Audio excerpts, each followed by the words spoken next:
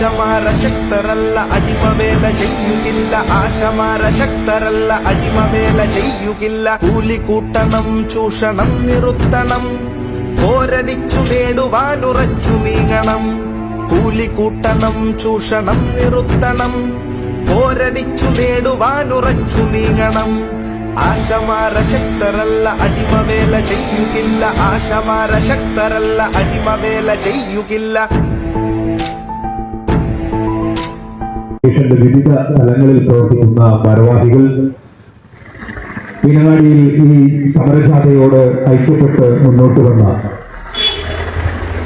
Shri Thomas Ambalavayal, Shri Manoj ചന്ദ്രക്കാവ്, Shri baby Varghese, Shri Basheer, Shri Bindu Mohan, Shri Saradamani തുടങ്ങി Shri KR Bhaskaran, Shri MP ഔഷധ് അടക്കം ഈ ജാഥയ്ക്ക് ഐക്യദാർഢ്യം പ്രഖ്യാപിച്ചുകൊണ്ട് മുന്നോട്ട് വന്ന മീനങ്ങാടിയുടെ സുമനസ്സുകളെ, മറ്റ് സുഹൃത്തുക്കളെ, പ്രിയപ്പെട്ടവരെ,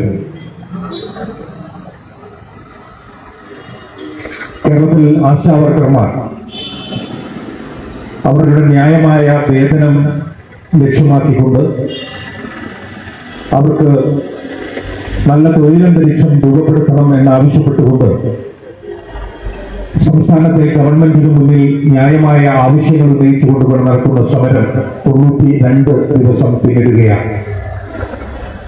ജനാധിപത്യ രീതിയിൽ അധികാരത്തിലെത്തിയ ഒരു ഗവൺമെന്റ്, സാധാരണ നമ്മൾ ഇന്ത്യൻ ജനാധിപത്യത്തെ വീക്ഷിക്കാറുള്ളത് ജനങ്ങൾക്ക് വേണ്ടി ജനങ്ങളാൽ തിരഞ്ഞെടുക്കപ്പെട്ട ജനങ്ങളുടെ സർക്കാർ എന്നതാണ്.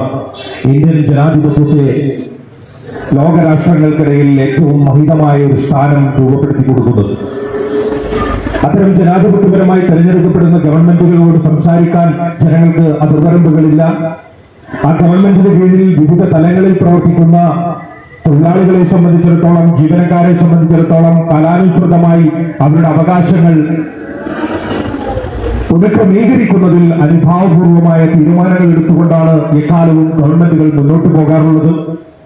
എന്നാൽ ദൗർഭാഗ്യകരമെന്ന് പറയട്ടെ, കേരളത്തിലെ ആരോഗ്യ മേഖലയിൽ ഏറ്റവും പ്രാഥമിക തലത്തിൽ പ്രായഭേദമില്ലാതെ ഒരു കുഞ്ഞിന്റെ മുതൽ വയോജനത്തിന്റെ വരെ ആരോഗ്യ പരിരക്ഷ ഉറപ്പാക്കിക്കൊണ്ട് ഇത്ര കണ്ട് കാര്യക്ഷമമായി ഇടപെടുന്ന ഒരു വർക്ക് ഫോഴ്സ് ഒരു യുദ്ധത്തിലേർപ്പെടുമ്പോൾ ആ യുദ്ധത്തിൽ ഏറ്റവും മുന്നണിയിൽ നിൽക്കുന്ന കാലാൾപ്പടയാണ് ആ യുദ്ധത്തെ നിയന്ത്രിക്കുന്നതിൽ, അതിന് നേതൃത്വം കൊടുക്കുന്നതിൽ ഏറ്റവും വലിയ പങ്ക് വഹിക്കാറുള്ളതെങ്കിൽ, ഒരു ആരോഗ്യ മേഖലയിലെ ഒരു ദൗത്യം ഏറ്റെടുക്കുമ്പോൾ അതിന്റെ ഏറ്റവും താഴെത്തട്ടിൽ പ്രവർത്തിക്കുന്ന ഫീൽഡ് ലെവൽ സ്റ്റാഫുകൾ എന്ന നിലയിൽ ആശാവർക്കർമാർ കേരളത്തിൽ നടത്തിവരുന്ന സേവനത്തെ തമസ്കരിച്ചുകൊണ്ട് മനസാക്ഷിയുള്ള ഒരു ഗവൺമെന്റിനും മുന്നോട്ട് പോകാൻ കഴിയില്ല. എന്നാൽ ആശാവർക്കർമാരുടെ നേതൃത്വത്തിൽ അവരുടെ വേതന പരിഷ്കരണത്തിന് വേണ്ടി, കേരളത്തിലെ കാലവും തൊഴിലാളികളുടെ ക്ഷേമത്തിന് വേണ്ടി വാദോരാത പ്രസംഗിക്കുകയും എന്നാൽ അധികാരത്തിലെത്തുമ്പോൾ അത് നമസ്കരിക്കുകയും ചെയ്യുന്ന CPM-ന്റെയും CIPM-ന്റെയും ഇന്നലകൾ നമുക്ക് പുതുമയുള്ളതല്ല.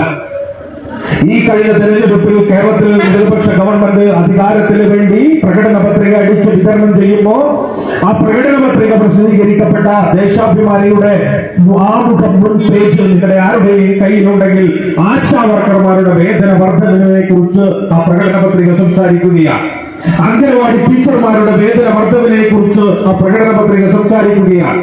സാമൂഹിക ക്ഷേമ പെൻഷൻ വർധനവിനെ കുറിച്ച് ആ പ്രകടന പത്രിക സംസാരിക്കുകയാണ്. എന്തിനേറെ പറയുന്നു, 40 വയസ്സ് കഴിഞ്ഞ് സ്വന്തമായി ജോലിയില്ലാത്ത, സ്വന്തമായി വരുമാനമില്ലാത്ത വീട്ടിലിരിക്കുന്ന മുഴുവൻ സ്ത്രീകൾക്കും 2500 രൂപ വീതം ഓരോ മാസവും കൊടുക്കും എന്ന് വാഗ്ദാനം ചെയ്തുകൊണ്ട് വോട്ട് വാങ്ങി അധികാരത്തിലെത്തിയ ഒരു ഗവൺമെന്റ് കേരളത്തിൽ ഭരിക്കുമ്പോഴാണ് ഈ നാമമാത്രമായ ഞങ്ങളുടെ ഹോണറേറിയം വർദ്ധിപ്പിച്ചു തരണമെന്ന് കേന്ദ്ര ഗവൺമെന്റിന്റെ കീഴിൽ പ്രവർത്തിക്കുന്ന ആശാവർക്കർമാരുടെ ഇൻസെന്റീവ് നമുക്കറിയാം. ഓരോ സംസ്ഥാനങ്ങളും ആശാവർക്കർമാരെ പ്രയോജനപ്പെടുത്തുന്നത് വ്യത്യസ്തങ്ങളായ തലങ്ങളിലാണ്.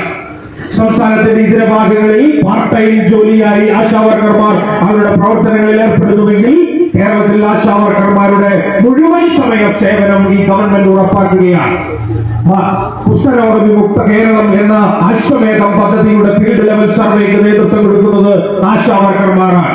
ആരോഗ്യം ആനന്ദം എന്ന് പേരിട്ട് ക്യാൻസർ സ്ക്രീനിംഗ് പ്രവർത്തനത്തിന് സംസ്ഥാനത്ത് നേതൃത്വം കൊടുക്കുന്നത് ആശാവർക്കർമാരാണ്. സംസ്ഥാന ഗവൺമെന്റ് ജീവിതശൈലി രോഗപ്രതിരോധ പ്രവർത്തനത്തിന്റെ ഭാഗമായി ശൈലി ആപ്ലിക്കേഷൻ രൂപപ്പെടുത്തിയെടുത്ത് ആ ശൈലി ആപ്ലിക്കേഷന്റെ സർവേ പ്രവർത്തനങ്ങൾക്ക് നേതൃത്വം കൊടുക്കുന്നത് കേരളത്തിൽ ആശാവർക്കർമാരാണ്.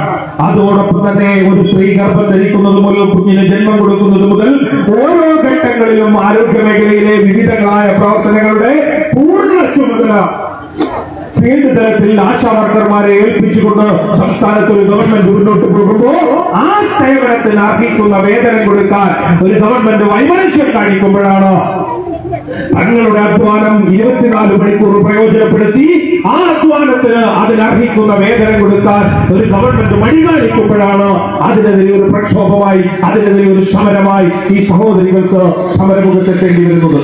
ആ സമരത്തോട് ഐക്യപ്പെട്ടുകൊണ്ട് കേരളത്തിന്റെ പൊതുമനസ്സാക്ഷി നിൽക്കുകയാണ്.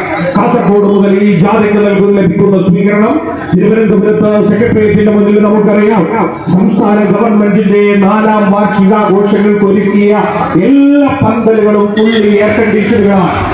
35 ലക്ഷം മുതൽ 40 ലക്ഷം രൂപ വരെ പന്തലിന് മാത്രം ചെലവഴിച്ച് ഓരോ ജില്ലയിലും 2 കോടി രൂപ വീതം ഗവൺമെന്റിന്റെ വാർഷികാഘോഷങ്ങൾക്ക് ചെലവഴിച്ച് മുഖ്യമന്ത്രിയുടെ ഫുൾ സൈസും ഹാഫ് സൈസും ഫോട്ടോ കേരളത്തിന്റെ തെരുവോരങ്ങളിൽ ഫ്ലെക്സ് ബോർഡുകളിൽ അടിച്ചു വെക്കുന്നതിന് 25 കോടി രൂപയുടെ അഡ്മിനിസ്ട്രേറ്റീവ് സാങ്ഷൻ കൊടുത്ത ഒരു സംസ്ഥാന ഗവൺമെന്റ് ആണ്.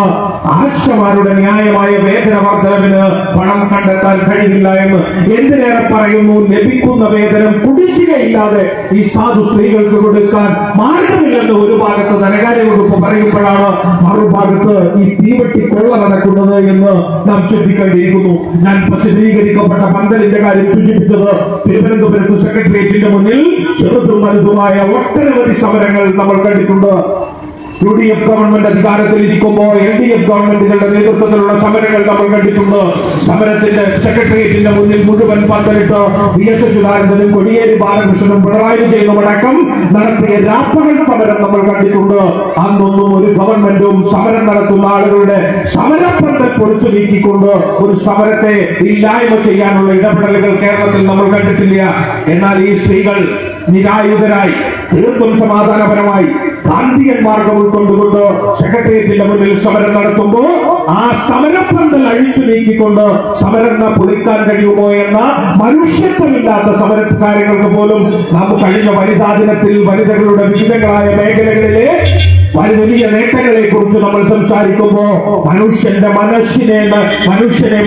നടുക്കുന്ന ഒരു ചിത്രമാണ് വനിതാ ദിനത്തിൽ മാധ്യമം പത്രം വായിച്ചവർക്കറിയാം. ആ പത്രത്തിന്റെ ഫ്രണ്ട് പേജിൽ വന്ന വാർത്ത തിരുവനന്തപുരത്ത് തോരാതെ പെയ്യുന്ന മഴയത്ത് ആ മഴയെ അവഗണിച്ചുകൊണ്ട് തങ്ങളുടെ സമരവീര്യം മുറുകെ പിടിച്ചുകൊണ്ട് ഈ ബിന്ദുവിന്റെയും സഹപ്രവർത്തകരുടെയും നേതൃത്വത്തിൽ ആശാവർക്കർമാർ സെക്രട്ടേറിയറ്റിന് മുന്നിൽ നടത്തിയ ആ പന്തലഴിച്ചു മാറ്റിയിട്ടും ചോരാത്ത സമരവീര്യത്തിന്റെ ആ പോരാട്ട വീര്യത്തിന്റെ ചിത്രം പുറത്തു വന്നുകൊണ്ടാണ് ഈ ആശാവർക്കർമാർ മുന്നോട്ട് കൊണ്ടുപോയത്. പിണറായി വിജയൻ എന്ന് പറയുന്ന വർക്കട മുഷ്ടിക്കാരനോട് വളയിട്ട കൈകൾ ഉയർത്തിപ്പിടിച്ചുകൊണ്ട് കാസർഗോഡ് മുതൽ തിരുവനന്തപുരം വരെയുള്ള ആശാവർക്കർമാർ പറയുകയാണ് ഈ തിട്ടൂരത്തിന് മുന്നിൽ തോറ്റുകൊടുക്കാൻ, പിണറായി വിജയന്റെ ഈ തിട്ടൂരത്തിന് മുന്നിൽ തോറ്റുകൊടുക്കാൻ തങ്ങൾക്ക് മനസ്സില്ല എന്ന് പ്രഖ്യാപിച്ചുകൊണ്ടാണ് ഈ സ്ത്രീകൾ സമരവുമായി രംഗത്ത് വന്നത്. ആ സമരത്തോട് മീനങ്ങാടി അതിന്റെ ഐക്യദാർഢ്യം പ്രഖ്യാപിക്കുകയാണ്. നിങ്ങളുടെ ന്യായമായ അവകാശങ്ങൾക്ക് വേണ്ടി, നിങ്ങളുടെ ന്യായമായ വേതനം സംരക്ഷിക്കുന്നതിന് വേണ്ടി നിങ്ങൾ നടത്തുന്ന ഈ സമരത്തെ അതിന്റെ എല്ലാ അർത്ഥത്തിലും ഞങ്ങൾ ഉൾക്കൊള്ളുകയും ഈ സമരത്തോട് ഞങ്ങൾ എല്ലാ അർത്ഥത്തിൽ ഐക്യപ്പെടുകയും എല്ലാവിധ പിന്തുണയും ഈ സമരത്തിൽ നൽകുകയാണ്.